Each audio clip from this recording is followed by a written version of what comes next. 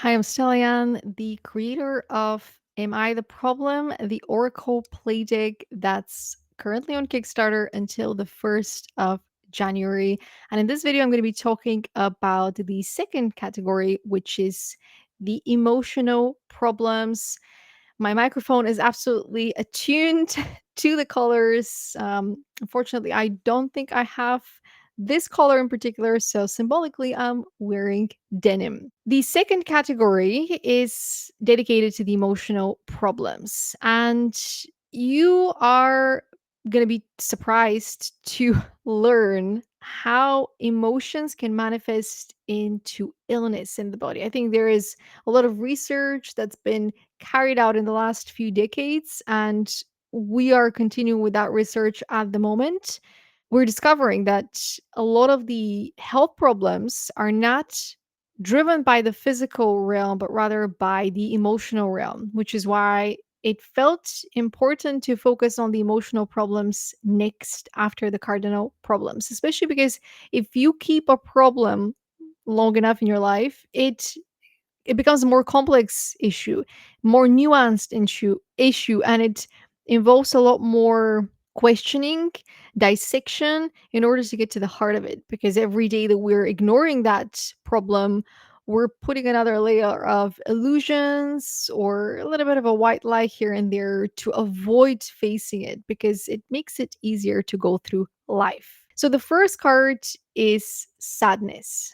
And this is probably the first level of negative emotions that we can experience before we decrease, before we spiral further into the lower frequencies that suppress us in our self expression and also bring some of the more negative experiences in our life. So, the first card associated with numerology and the identity, sadness shows up to show us that something regarding the way that we're being viewed or the way that we're expressing ourselves is causing us that sadness. And this is the moment where we can take accountability and change something about our life, or we can acknowledge that there is a person in our life that is bringing that sadness because they're not a true mirror to who we are, or maybe they're showing us something, they're bringing that feedback loop to us regarding something that we don't actually like about ourselves, and they're reminding us of that.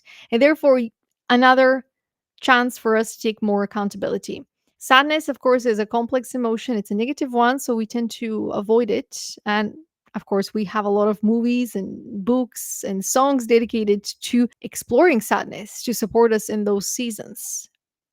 But if you're ready to pass through the emotional storms a little bit faster, sit with this card if it shows up and try to ask as many follow up questions to figure out what exactly is the problem. Because sometimes we run away from the truth ourselves, even though we're open to receive the truth. Because on some intuitive level, we're afraid to hear exactly what it is that we're scared of. The second card is grief. And grief is associated with loss, the loss of something that we love. So, grief can show up when we've lost an aspect of ourselves, when we've lost an opportunity, or we've lost a type of resource, something that we previously had that is now gone, or a person, naturally. Two, the number for resources, following the natural order. First, we get sad because we are unable to express ourselves or to be seen in our fullest expression.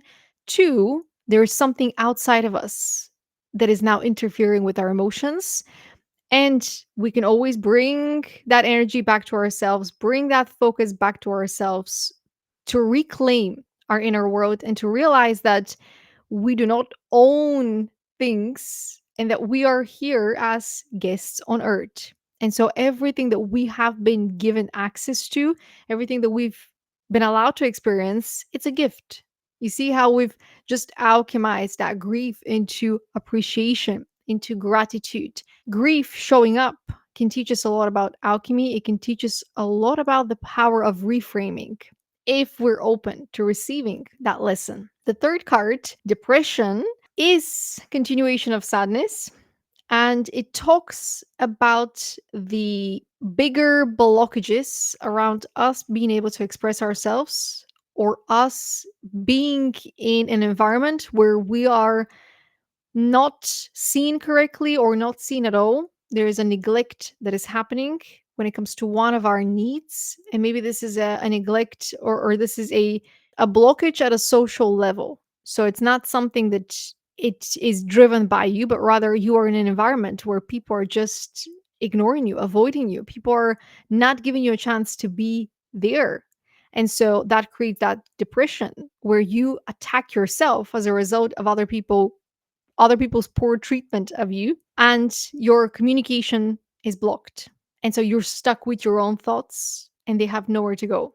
This usually creates the depression, and it's linked to communication, which is why it's the third card when it comes to the emotional problems. You can build up on top of sadness and grief to reach depression, and look to the previous two cards to think about some of the questions that you would normally ask if sadness showed up or grief. Have you lost something? What are you lacking? What do you feel like you don't have enough of? Who are the people that are making you feel less than? Are there any people that you are missing? And because you are missing them, this is manifesting as a refusal to participate in the present moment, which can be another way to get to depression. But it's useful to think about depression as the suppression of one's communication. Whether it's an inability driven by a very tangled emotional state, or it's precisely because other people are blocking you from communication and they're driving you to that depression by making this environment unsafe for you, unsafe for your expression, because you might get criticized, you might get judged. So it's not a safe environment, even if on the surface it looks that way. Card number 4, bad health. So number 4 in numerology, it's around psychology, it's around the home, it's around the roots and the subconscious mind. So this is where we're going to find some of the most repressed and suppressed emotions. And if we begin to develop any emotional conditions that drive us to the point of physical conditions, that means that we have been holding on to these emotions without processing them, without examining them, without learning from them for a very long time. We have been chronically suppressing and repressing emotions to the point of developing acute conditions, and those acute conditions can become chronic conditions if we continue that way. Bad health can also signify that there is somebody in the area around you that is affecting that, because for some reason they're making you sad, they're reminding you of these losses, they're turning you into a more competitive person, for example, because they want to bring you to the level of the material, or they're not allowing you to communicate your issues. And if there is a resistance happening as well internally inside of you, the symptom might show up in order to get your attention. Remember that everything that comes to the surface, to the physical level, it's to get our attention. And there is no faster way for your attention to be taken into the present moment, to be brought back into the present moment, than a symptom. So, bad health is the fastest way for us to change something in our reality. Again, this is a reframe. And it's a reframe that allows you to tap into more of your intuitive self and to take ownership of how you're managing your emotions, not further suppressing them or repressing them, but rather honoring them and allowing them to teach you something. And I remember I had the only time I've been to the hospital, and I was hospitalized for a week with an extreme infection. I needed surgery. It was because I was in a relationship that made me really angry, and that anger, I suppressed it, but that anger was driven by sadness. Deep, profound sadness that was literally, I was attacking myself in order for me to suppress that sadness because I wanted to stay in that relationship so much. I wrote a little bit more about it in my debut book, No One Knows Me. But I followed Louise's Hay book, Heal Your Body, where she explains how each of the symptoms are connected to an emotional state. Number 5, we have denial. And this is usually the turning point. 5 is the number for change, is the number for creativity. And so when we are in denial, we're not passing the ball further. so that we can receive it back. And there is a little bit of a play with the rest of the world, with our spirit team. But we're taking that bow and we're playing with it. We're like, no, I will not continue until, there is a denial of some sorts. Maybe somebody leaves and you're like, nope, I refuse to accept that they've left. Maybe you don't get the job that you wanted, you don't get the promotion. You're like, nope. In my mind, I got it. Maybe a friend betrays you and you're like, nope, that didn't happen. They're still a good friend, because the idea of change, you're not ready for it. But that's the thing, change happens all the time. And so getting the card of denial is a reminder as to what is it that I'm trying to keep the same? Why is it that I'm afraid of change? What exactly scares me about the change? And also, what excites me about the change? What can happen if I allowed myself to view the reality around me just as it is, if I allowed myself to view myself just as I am and not be in denial? So, for example, I'll give you a very quick example. If I don't dye my hair, my hair starts to grow white in the roots, white hair. And so I can be in denial and say, nobody can see that. These are hairs that are just for me, and I don't need to dye my hair. My hair is still dark, and this is not a commentary on, is it flowy, is it shiny? But if I'm in denial about some aspect of myself and I'm pretending that it's not there, that's a lie. And that lie is what's preventing me from doing something, whether it's an action, whether it's something for me to say. And when I take accountability for changing something about my life, that's when I continue to play with life. That's when I allow for life to happen. The denial card is a powerful card to receive, especially, there's so many contexts that it can be applied to.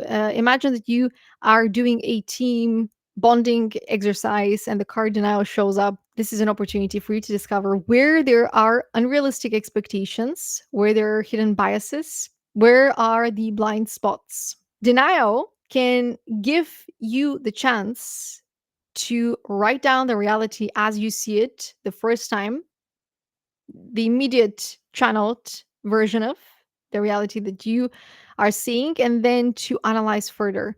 Well, is that actually the case? And what else is there that I'm not seeing? And also ask people. If you're unclear about a situation, if you're unclear about a person, maybe there is a person that has some red flags in your life and you're in denial. And you're just like, well, they had trauma. Well, I mean, they got treated badly in their previous relationship. Or, I mean, that's just, they're from a different culture. That's just how they speak. That's you being in denial because a boundary is being crossed and you're not taking accountability. And also, you can be in denial about your own behavior in that same way, because you can justify poor behavior, poor choices by saying, well, that's just how we do things. So, each card is an opportunity for you to take more accountability and to hold people more accountable. The next card, card number 6, is rejection. And if with denial, change is happening, but we're denying it, with rejection, change is offered to us and we're denying it. We're saying, I don't know if I'm ready. I don't know if this is for me. I don't know if the time is right. Rejection can happen across many different aspects of our life and at various times. It can be an opportunity for promotion, and you think to yourself, my parents told me that managerial position gives you more responsibilities but not more money, so this is your conditioning at play. I don't know if I want to go out with you because you seem like the type of person that X, Y, and Z, and I'm looking for X, Y, and Z. If this is based on kind of superficial or judgment, you're not giving people a chance because you're so fixated on a particular version of life that you want to experience, that you're not allowing life to take you where you need to go in order for you to expand your worldview. So rejection sometimes can also show up in our life to kind of warn us. Maybe it's time for you to reject this to set a stronger boundary.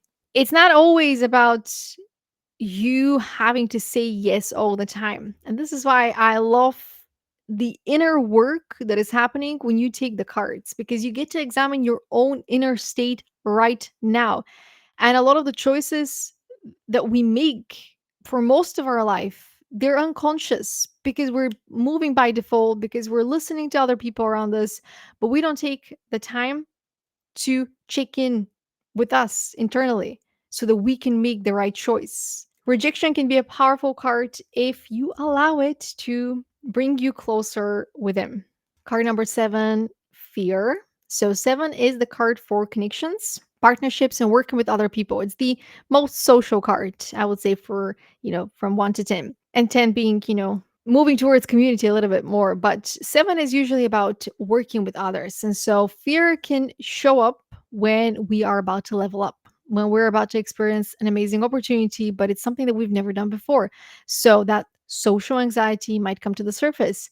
A lot of repressed fears might come to the surface. What if I get judged? What if, people laugh at me? What if people don't like me? What if I don't make new friends?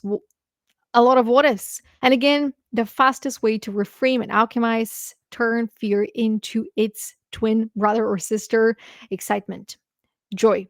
But what if I meet somebody that teaches me something that I've never learned before? But what if I meet somebody that takes me to a place that, reminds me of a piece of my soul? What if this opportunity allows me to tap into more of my potential that is dormant? Fear is an indicator that there is a catalyst moment in our lives. And when fear shows up, we get to level up and overcome that fear and unlock a different version of ourselves, a more advanced version of ourselves.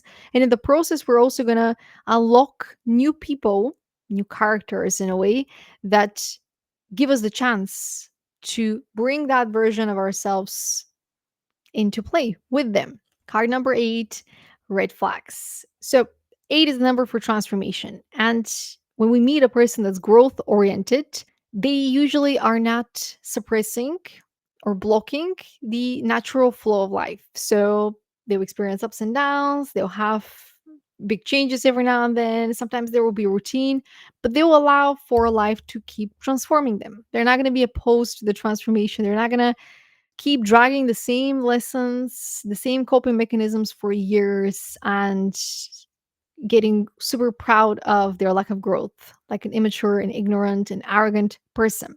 The downside of that is if you meet somebody that's addicted to that, they're not going to be present.